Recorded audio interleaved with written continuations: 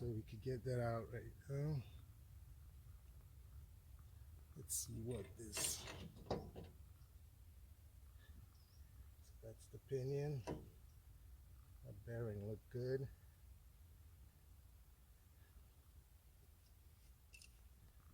Let's take a look at the gears. All the gears look good here.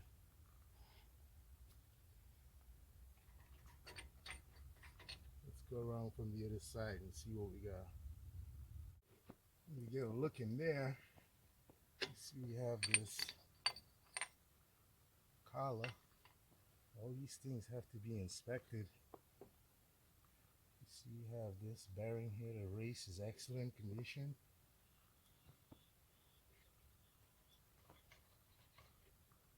So here we're going to have to use an oversized socket, get it in there, a long extension, and just hammer it out, moving that seal and the bearing out of position because it's nearly impossible.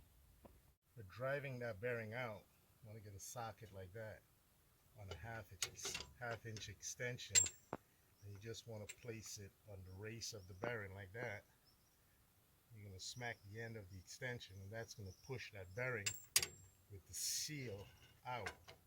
Now remember, that bearing, the small one on the outside there, also has a race that's pressed into the housing, like you see this one here facing you.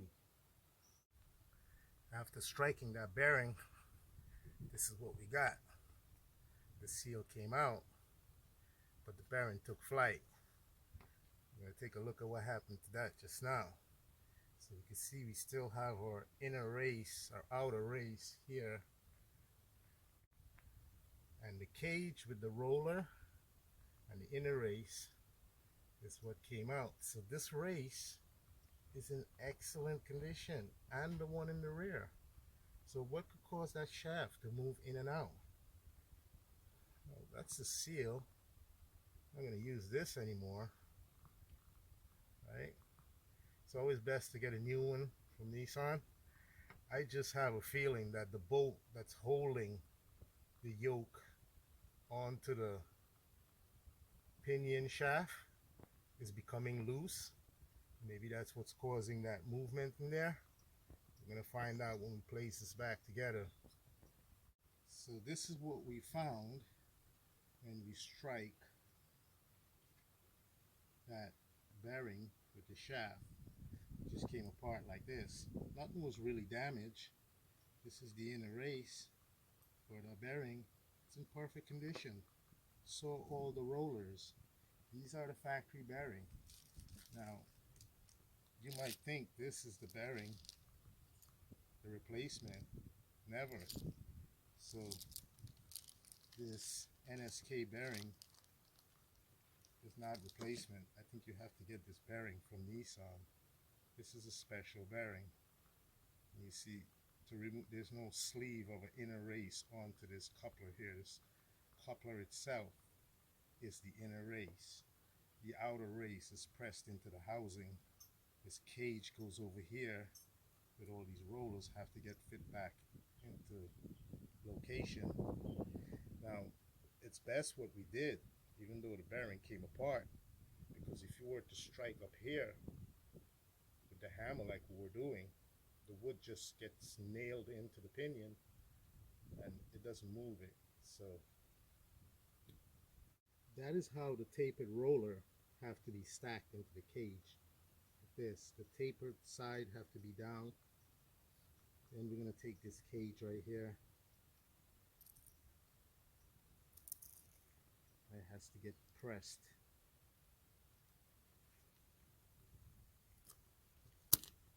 Like that. See, it goes back together. So this is a good running bearing. There's no damage on any of the rollers. None of them is stuck in the cage. And the race is absolutely smooth like the roller. So this is going to get reused. Now that's the pinion shaft. So this will be placed like that onto here.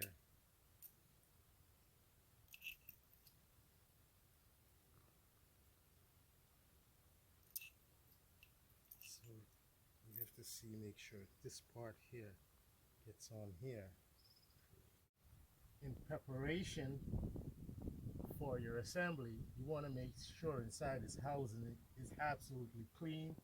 The bearing race, between the two bearing race, and the front where the seal is going to go. Now here's one thing that's good about this rear end, that I should say is credible, is that it has those two passageway, one on the bottom and one on the top. Those two passageway goes to, the top one goes to the front bearing and the bottom one to the lower bearing. Actually the front one goes in between. You can see my finger there, right? So it comes up from top there, so oil from the ring gear gets thrown up in there and it falls in between the two bearings for lubricating, and that's where the oil return back into the sump and it repeat lubricating that bearing. So the ring gear also acts as an oil pump for lubricating the gear, the pinion gear race, which is what we're looking at here, and the other bearing in front, which is for the shaft, for stabilizing the shaft. So both of the bearing has to hold the shaft in position. So if you look closely at this bearing, you can see there's like a notch here. You might want to think it's a crack. It's not. And then there's a 0 over there. I guess that must be a marking from the dealer, right? You see it there. So now we're getting ready to assemble this differential and its pinion gear back into its housing, reusing the same bearing.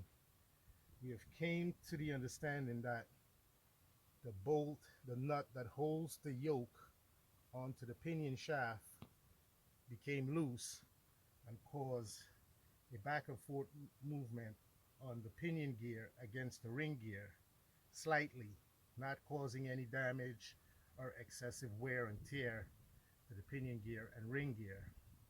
Now what we're going to do is, when we put back that nut on the pinion gear shaft, the yoke, we're going to have to use some Loctite for locking it in position and torquing it to factory specs. I believe the torque for that is approximately 190 foot-pounds or 200 foot-pounds.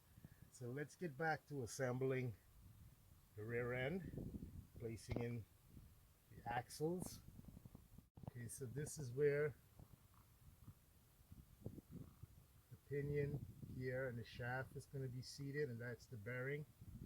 You see how good, excellent factory bearing race is. Approximately 220,000 miles. We have not replaced anything in here.